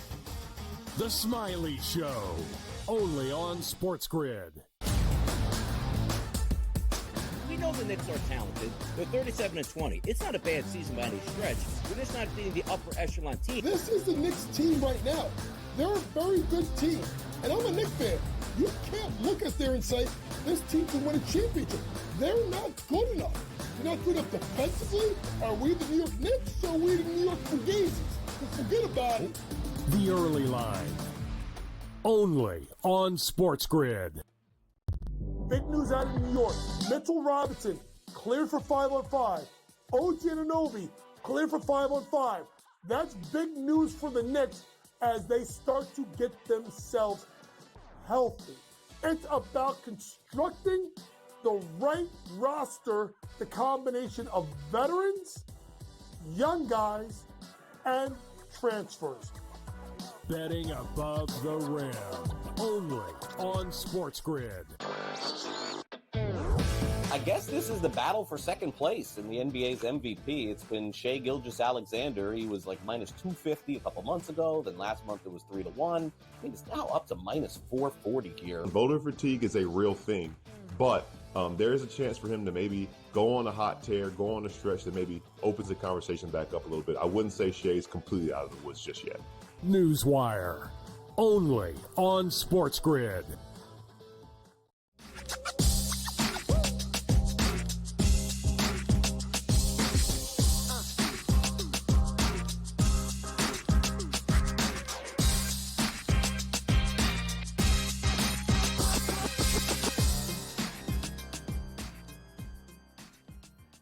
All right, welcome back in Game Time Decisions here on the Sports Grid Network. Mark Zinno joining us again for another segment as a couple of top 25 teams underway already here tonight. Keeping an eye on, by the way, Auburn up 26-9 right now over Ole Miss. Auburn looking to handle business once again. 12.5-13 was the number in that one there. And 23-21 Maryland over Michigan State at the break. Not exactly what you would call a scoring fest in that game. But we got one coming up here, Zin, with Indiana and Penn State. And Penn State has actually played some pretty decent basketball over the last week. Indiana gets that big win at home over Nebraska. And, boy, they're playing hard for Woodson. But Indiana by more than 6 points. I'm having a hard time getting past that number here tonight. Again, yeah. I mean, there's just no way I'm going to lay 6 points with Indiana. Like, it's Penn State or pass, right? Penn State is an offense, at least, that can move the ball and score. Indiana is as schizophrenic as they come when it comes to teams inside the Big Ten, given the games that they've won. I mean, again, this is a team that beat Michigan State, for crying out loud. But yet, they lose some other games that are just like, what is going on here? So, again, I think in general, I would play Penn State or pass, but there's no way Indiana would get my money tonight. Yeah, can't trust them there. It doesn't look like anybody trusts the Johnnies either, because I'm seeing nothing but Butler money since the open here is in 7.5. I'm seeing 5.5 now. There were some questions about who would be playing tonight for St. John's, dealing with, Richmond, I believe, was a question mark. Ruiz was a question mark. But I believe they're both playing, but it doesn't feel like the market thinks the Johnnies should be that big a favorite. What did you think? This game felt like a script that I had played very early on with St. John's, which was watch the first half and do nothing, and then watch St. John's be down at halftime and then bet them in the second half. Kind of feels like that's what's going to happen here. Like that Butler might take a lead here early on. Like, as crazy as it sounds, you want to chase a little plus money. Butler first half money line, right? For them to have a 2 or 3 point lead at half, St. John's to have a slow start, given coming off the big UConn win for them and everything that they have been up against as of late, 3 straight wins, including one over Creighton. Now they go out on the road. The last time they were out on the road against a legitimate opponent, not named DePaul, they lose a tight game to Villanova. But, their schedule as of late between Connecticut, Villanova, Creighton, and Connecticut, 4 of the last 5, it's probably a pretty beat-up team right now that Butler may be able to take advantage of. As much as I'm a St. John's fan, I wouldn't lay it with them here. I may wait and see what the second half materializes and then bet them then. Well, that's not a bad way to approach this one here. Did you, are you a believer in Calipari in Arkansas? Because it looks like everyone's betting Texas. That's what it feels like. And I guess it's just the spot here where Arkansas, coming off the win that they had over the weekend, feels like a little bit of a letdown spot here for the Razorbacks. I mean, again, this is a Razorbacks team that, struggled very early on. But it boils down to, what do you think of Texas? It's like, yeah, sure. They beat LSU and they beat Missouri, and both of those games were at home. But is Texas a different level than those two teams? Because when they played Alabama, A&M, and Auburn, they lost all 3 of them. So the step up in class really is the problem for the Razorbacks. Is how much do you believe Texas, if it is a step up in class for them, how much do you believe that that's the case? Texas hasn't been great on the road. They just lose that game to South Carolina, which was a complete head-scratcher, who hadn't won a conference game yet all year long. But they also lost the road game to Vanderbilt. And, it's not like Texas has really proven that they can beat anybody on the road other than LSU at this point in time. So when you beat LSU and Oklahoma as your only road wins with the 2 worst teams, in the SEC, doesn't bode well for me when you're going up against a Razorbacks team. This game was a pass for me, but, you put a gun to my head, I'd take the Longhorns with the points. Yeah, well, we're going to find out what's happening here, Calipari. Did you figure something out with this team, or not. Boston and Detroit, a lot of eyes were on this game here tonight. The NBA's in. I mean, Detroit is a real team here. These guys are playing hard. They're winning games. Boston on the second of a back-to-back. Did you lay it with them here tonight, or do you think Detroit's got a shot at actually holding serve? I laid it with Boston. I mean, I know Boston has Cleveland on deck, and so it might be a look-ahead spot, but I don't think Detroit is ready for this kind of level of step up in class. I mean, Boston, Cleveland, and Oklahoma City are 3 teams that can win the NBA title. While Detroit is fun and impressive and they're young and Cade Cunningham's a rising star, I don't think they want this smoke from Boston. I don't think they're going to get it. This is way too – I made this number 6, so I laid it with Boston. There you go. All right, Zin. Good luck tonight. Enjoy the games as Game Time Decisions continues here on the Grid.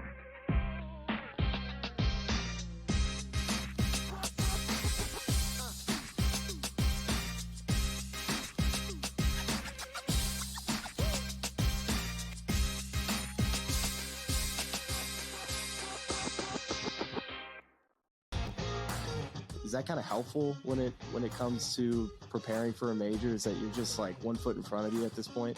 Ideally come to a place here at Bay Hill where I've had good success in the past. I've only played it the last 21, 2, 3, and 4. But I've played it well, and I really like that we're heading there with where I'm at right now. I think it's going to tell me a lot. The Smiley Show, only on SportsGrid. We know the Knicks are talented. They're 37-20. It's not a bad season by any stretch. They're just not beating the upper echelon team. This is the Knicks team right now. They're a very good team. And I'm a Knicks fan. You can't look at there and say, this team can win a championship. They're not good enough. They're not good enough defensively. Are we the New York Knicks or are we the New York Fugazis? Forget about it. The Early Line, only on SportsGrid. Big news out of New York. Mitchell Robinson cleared for 5-on-5. OG Anunoby cleared for 5-on-5. That's big news for the Knicks as they start to get themselves healthy. It's about constructing the right roster, the combination of veterans, young guys, and transfers. Betting above the rim, only on SportsGrid. I guess this is the battle for second place in the NBA's MVP. It's been Shai Gilgeous-Alexander. He was like minus 250 a couple months ago. Then last month it was 3-1. I think it's now up to minus 440 here. Voter fatigue is a real thing, but there is a chance for him to maybe go on a hot tear, go on a stretch that maybe opens the conversation back up a little bit. I wouldn't say Shai's completely out of the woods just yet. Newswire, only on SportsGrid.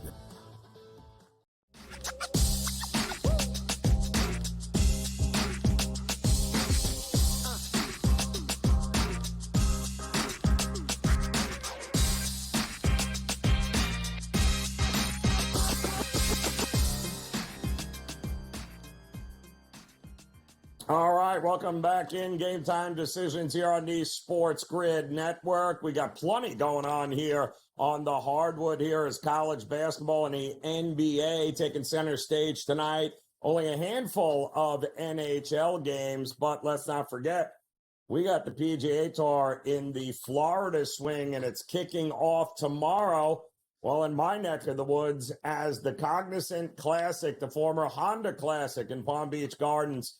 Round 1 set to go, and who better to talk golf with than our good friend Brady Cannon, who no doubt has got a monster number that we should be playing here in a player at PGA National.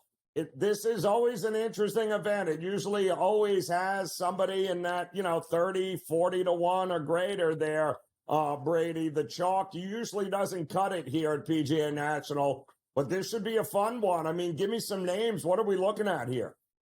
Well, you're right, Joe. And obviously, we switch over from the West Coast swing to the Florida swing. So a new chapter of the 2025 season for the PGA Tour. And it's exciting. And we're that much closer to the first major of the year. I think it's 44 days away from Augusta National when they put a tee in the ground there. So, this is a whole different style of golf here for the next few weeks from what we've seen over in Hawaii and California and what have you. And there's not a lot of star power in this event. So you're right. I think you are probably going to get some longer bombs, that end up taking the prize here. And that's where I went with the majority of my card. But I felt I got to have a couple of names at least that are closer to the top of the board. And I went right to the top. It is very hard to deny how successful Shane Lowry has been here. He has been the most successful player in this entire field on the entire Florida swing. This guy is just money. I don't know if it's like a home game for him, if he thrives on that. He lives in the area. He lives in Jupiter. He does well at the Players Championship. He's done well at Bay Hill. He is literally the best player in this field for the entire Florida swing. And here at the Honda, oh, by the way, what has he done? He's finished 5th, 4th, and 2nd the last 3 years. He's been here 7 times. He's never missed a cut. Joe, this, being close to this golf course, you have a lot of British Open success crossover here at what used to be the Honda, the Cognizant Classic. Ernie Els, Rory McIlroy, Adam Scott, Ricky Fowler's played well here. Padraig Harrington's won twice here. Mark Calcavecchia, a lot of British Open presence. Well, Shane Lowry, he checks that box as well. He's won a British Open. So, you know me, Joe, we do this enough. I typically don't go to the chalk, but I could not leave Lowry off my card. I know he's a popular play, but again, he's one of the very few stars in this field this week. And then the other short shot I took was on Taylor Pendrith, who I think is really an up-and-comer in this game. I mean, this guy, I think, could be a superstar in a couple years. He's already got a win. He's played 5 tournaments in 2025, and he already has 2 top 10 finishes.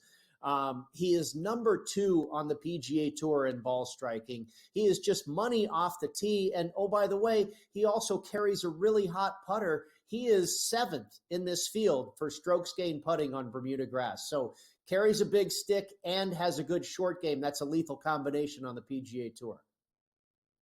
No, it really is. And you've got a lot of guys in this tournament that have a lot of experience at it.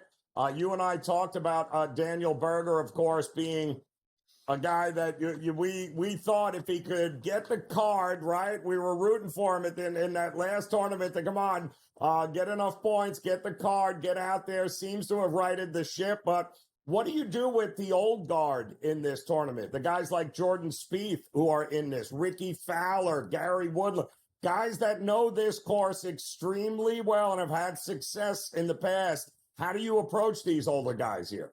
I tell you what, I almost landed on Ricky Fowler and Gary Woodland. I've already been on Woodland 3 times this year.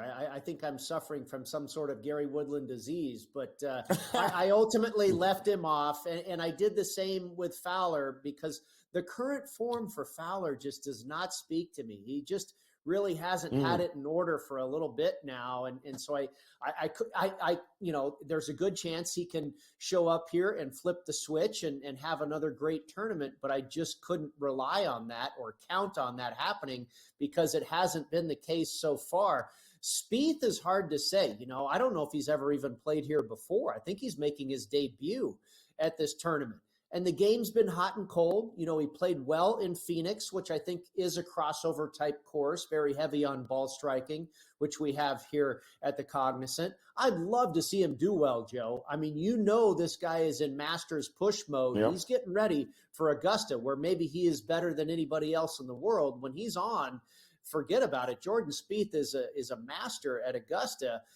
And I mean, he's one of, I think, not necessarily one of my favorite players, but one of my favorite players, I think, for the game of golf when he's playing well. He really moves the needle. And I hope he turns it around and has a great week this week and rolls into Augusta, peaking at the right time. So what do we do here? Obviously, we got some outright winners here. You can see some of the odds there, but a lot of guys, I think, fit into that top 10, maybe top 20 category as well, Brady. Who are you looking at? Well, I'll give you the rest of my card. I mentioned Lowry and Pendrith. I think Lowry's a really good bet for a top 10 or a top 20 because the guy hasn't won a golf tournament in a while. Now, he just finished runner-up at Pebble Beach, second to Rory McIlroy. And I tell you, maybe you can comment on this, Joe. Is there something to the TGL where these guys are getting a little bit of momentum? Lowry just had a big night, not far from the golf course here at the TGL, won a match. And, we saw Rory win and then go to Pebble and win. Lowry finished runner-up there. I'm thinking maybe this momentum spills over a little bit from the TGL. But after that, I went to Nikolai Højgaard at 64-1, JJ Spahn at 70-1, Jonathan Vegas, who's had tremendous success here at this tournament, at 85-1, Nico Echeverria at 100-1, and then Ben Coles at 200-1. A lot of these guys are Florida residents. A lot of these guys, flourish on Bermuda grass. And most of all, they all share in common ball striking. And I think that's probably the most important skill set you can have in your bag here, really throughout the Florida swing and at the Cognizant as well, is ball striking. So, I don't mind a top 20. I played all these guys for top 20s as well as the outright win. A little bit of a crapshoot. Like I say, there's not a lot of star power. It's probably going to be a longer bomb that wins this week. When you dumb it down and play that finish position market like a top 20, I think you really give yourself a good chance to turn a profit. And the way I do it, Joe, is I'll throw very little amount on the outright. That's a needle in a haystack. Every once in a while you get one. But the top 20, I'll put like 2 or 3 times that risk amount on the top 20 finish position. And that's where you obviously have a much better chance to cash a ticket. Well, yeah, especially with these. I mean, let's face it, with not the biggest of names here, but guys that are in current form. And this is not a short course, and the wind always blows here, Brady. So the bear trap is deadly with those par threes. You got to have the short game here. And I can't help but to look at what Denny McCarthy just did out west and go, is he a guy that maybe I should look at a top 10, top 20, because he gets that flat stick roll and he loves Bermuda. Maybe he's worth a shot for a top 10, top 20. Well, you're spot on a few different points there. He loves Bermuda. He's maybe the best putter in the world. The problem is he's been feast or famine here. He has a finish as high as 5th, and then he's also missed the cut 4 times. So he's a little bit unreliable, but maybe he's playing the best golf of his career. We've seen him contend already a couple times this season, and a guy I very much respect, our very own Keith Stewart, likes Denny McCarthy this week. So I'm not going to argue with him or your opinion there on a guy that, ought to be in the top 20 for sure. Yeah, I mean, I'd feel safe there. I'm not sure that he's got the length off the tee enough to be able to get it, but if he keeps playing the irons well, who knows here. Brady Cannon, always a pleasure, brother. Appreciate the time. I'll be at the Cognizant. I'll let you know. We'll be back after this.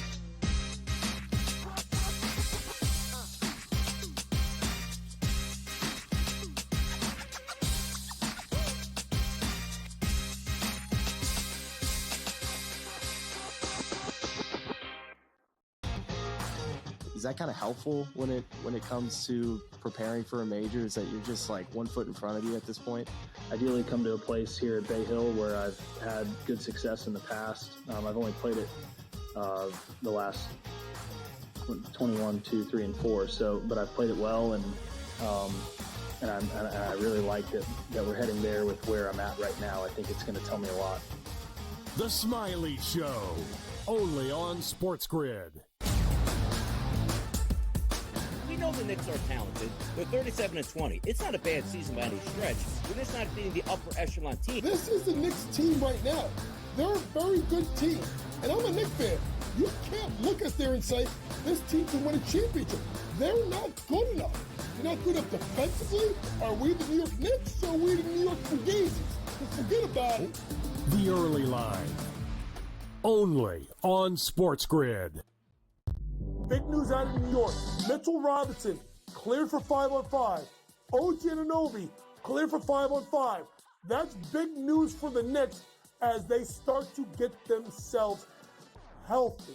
It's about constructing the right roster, the combination of veterans, young guys, and transfers. Betting above the rim, only on SportsGrid. I guess this is the battle for second place in the NBA's MVP. It's been Shai Gilgeous-Alexander. He was like minus 250 a couple months ago. Then last month it was 3-1. I think it's now up to minus 440 here. Voter fatigue is a real thing, but there is a chance for him to maybe go on a hot tear, go on a stretch that maybe opens the conversation back up a little bit. I wouldn't say Shai's completely out of the woods just yet. Newswire, only on SportsGrid.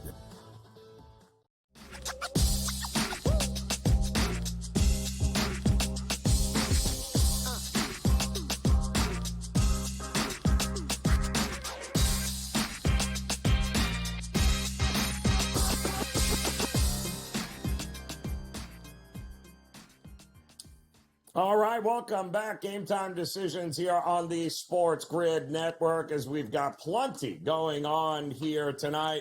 Not only on the hardwood, as we've got top 25 action in the in college hoops, we've got plenty going on in the NBA as well. A little something for everybody, they say. The good news is, coming up here in just about 15 minutes, in-game live, we'll take the baton, and they'll have you covered for all of these games. Of course, our main man, Scotty Wetzel, in the house, will be taking it over. And, Scotty, what a great slate of games here tonight, certainly in college hoops. We got a lot coming up here tonight with these top 25 teams. A lot of top 25 action already, as Maryland and Michigan State, apparently it's a first 1 to 40 is going to win that game. But I'm interested in what you think about the Johnnies coming up a little bit later tonight, because I've yet to see anybody like the Johnnies against Butler. It's been nothing but Butler bets all day long. Are you buying Butler in this one?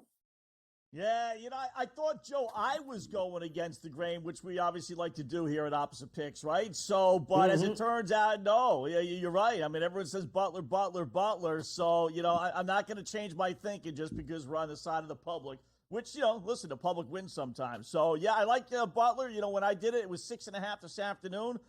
St. John playing great, right? Sometimes you can sit back and say, why are people liking Butler? I don't know. St. John's 13-1, their last 14, but it is a sandwich game. And you start looking into some of these things. Yep. They're coming off UConn. They got rival Seton Hall next, which, if you're not familiar here in New York, New Jersey, that's a decent little rival for St. John's. So this is the sandwich game. Butler lost by just 8 at St. John's earlier in the season, so they've been competitive. They've won 4 of their last 5, which really stands out to me. Butler has, so they're playing their best ball on the season. And they got wins over Mississippi State, ranked, and SMU, so they are more than capable. They're at home. You're getting almost a touchdown, 6.5 points. Yeah, I think Butler keeps this one close. I don't know if they win outright, but I wouldn't be surprised. Put a couple shekels on the money line as well, but I'll take Butler plus the points, Joe.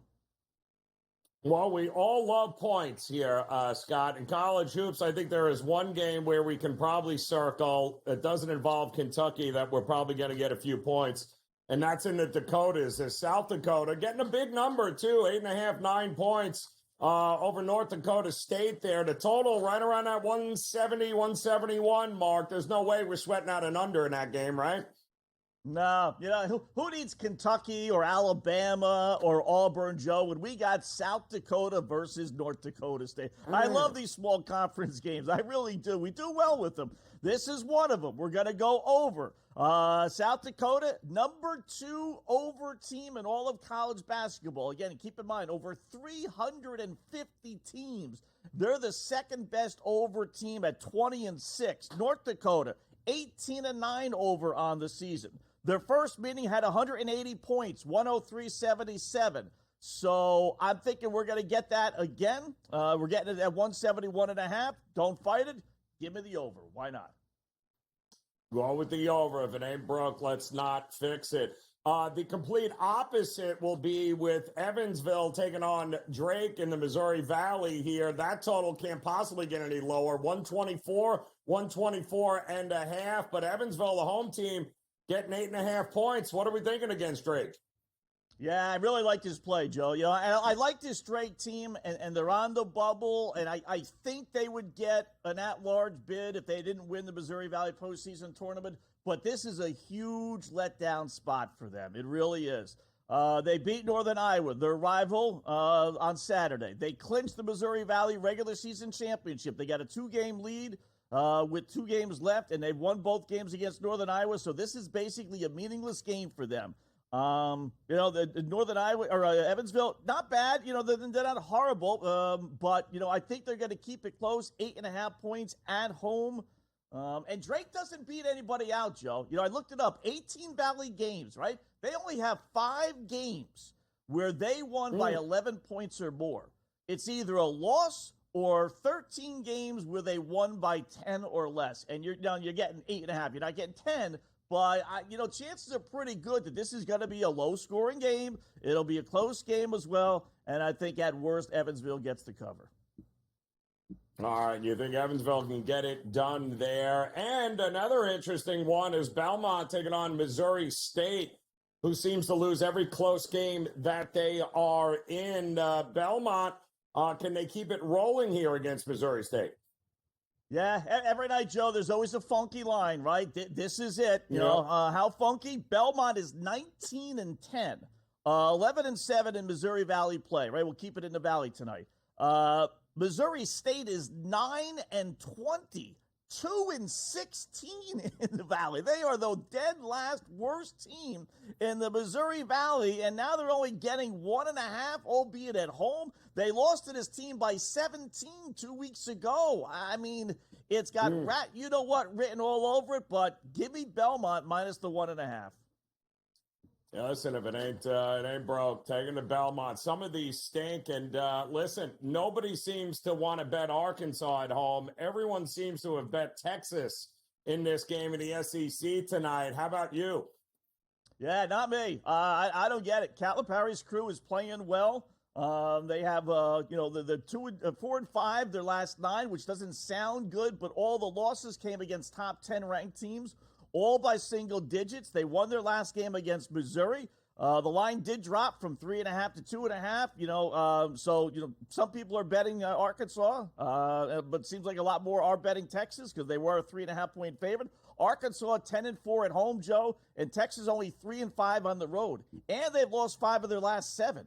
I just don't think this Texas team is that good. So you want to give me Arkansas laying only 2.5 at home the way they're playing? I'll take it.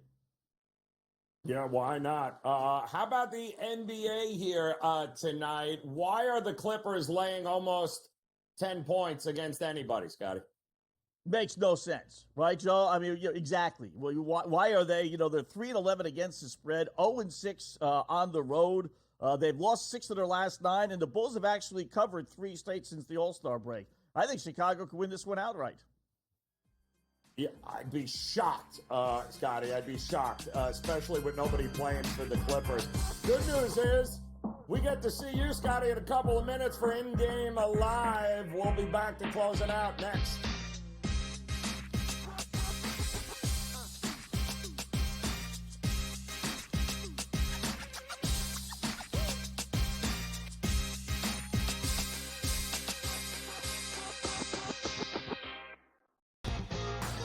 Is that kind of helpful when it comes to preparing for a major? Is that you're just like 1 foot in front of you at this point?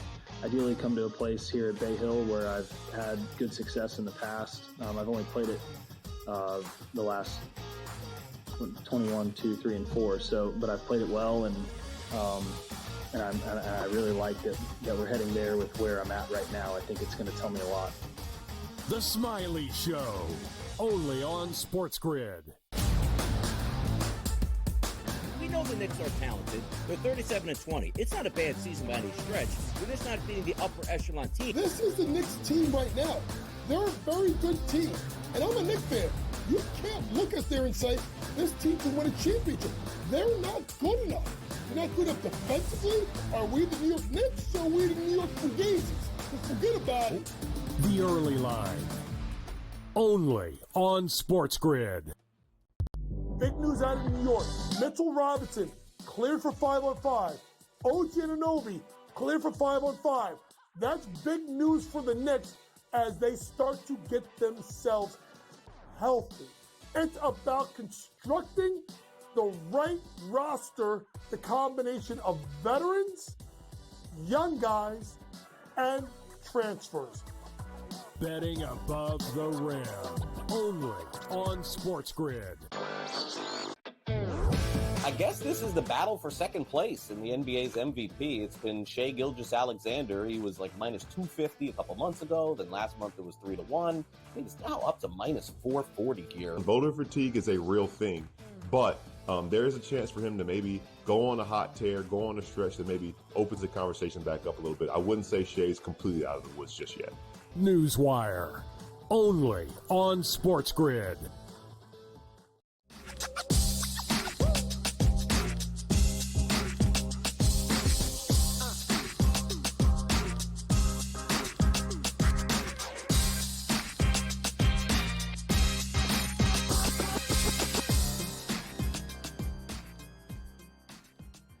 All right, welcome back in Game Time Decisions here on the Sports Grid Network. I'm Joe Raineri. Appreciate you stopping by with us as we get ready for a little in-game live coming up next there. Scotty Wetzel, Joe Madden, they'll have you covered with all the action here tonight. We got plenty going on, including great slate of NBA games. And don't look now, the Detroit Pistons looking to do something they have not done in 17 years, and that is win 8 games straight. Well, they're going to have to beat the Celtics, the champs here tonight, and so far so good, 49-37.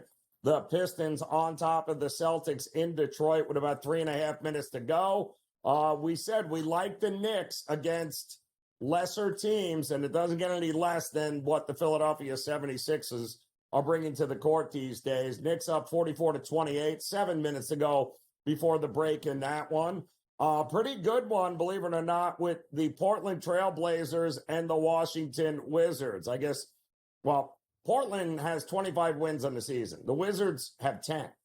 So this is a little interesting that this game is even that close. But they are in the second with about 7 minutes to go. The Pacers and the Raptors, who are a little shorthanded, going toe-to-toe right now, 36-33. In that matchup there. And the Thunder, who were laying 16, 17 points, well, they are handling business not so well, as the Nets are up 30-17. They're in the first quarter. There's 4 minutes to go, and the Nets have already dropped 30 on the Oklahoma City Thunder. Miami Heat, I did like them tonight against the Atlanta Hawks. A little revenge spot here from Miami, who blew a game the other night against Atlanta in Atlanta. They are battling for that number, that last spot there in the play-in. So expect a big effort out of Miami here tonight against Atlanta, 17-12. That game is just underway. Still got the Clippers and the Bulls, the Kings, the Jazz, and, of course, the Spurs and the Rockets to end the night. But we got plenty going on in college basketball as well, as it is going to come down, it looks like, to maybe the final couple of possessions with Michigan State and Maryland, who are going back and forth. I mean, this was a 23-21 game at the break. And my goodness, it has not picked up and gotten any better at this particular point. It is 37-31. Michigan State, just at about the 10-minute mark left in the game. They've put a couple of buckets here together back-to-back. They got a 6-point lead, but once again, this thing is trending to the first one to 50. Could win it. UConn also at home beginning to pull away from Georgetown, 64-56. And those of you that might have followed Kenny White from earlier in the show here today, he liked Duquesne over LaSalle, and there's good reason. They're up 43-33 right now with about 11 minutes to go. Some great games still to come here tonight, including Kentucky trying to get it right. They are healthy tonight for the first time in a long time. They're going to be in Norman, Oklahoma, taking on OU, who had a great effort against Mississippi State last game. OU is on that bubble looking out. A win here tonight against Kentucky would go a long, long way to helping their March Madness chances. And then, of course, late night tonight, get ready for San Francisco and Oregon State. Out west is Oregon State looking to hold serve. Lane 3 taking on the Dons, who just can't win on the road. It's the most amazing thing we've ever seen here. They are great at home.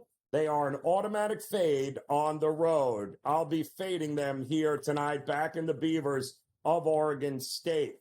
If you want a really fun one, then Utah State and Boise State might be the game of the night for a battle of Mountain West supremacy, as Utah State has a chance to actually win the Mountain West regular season here with a victory on the road. They are going to have their hands full as Boise State. This is a tough place to play, and Boise State opened up as a 3-point favorite, and the market has done nothing but back them. It's up to 4, even 4.5 right now. So a lot going on the hardwood here. A ton of games getting ready to tip off. And, of course, plenty in the NBA tonight. 3 games in the NHL as well. Scotty Wetzel, Joe Madden, they're coming up. They'll have you covered for In-Game Live, Game Time Decisions.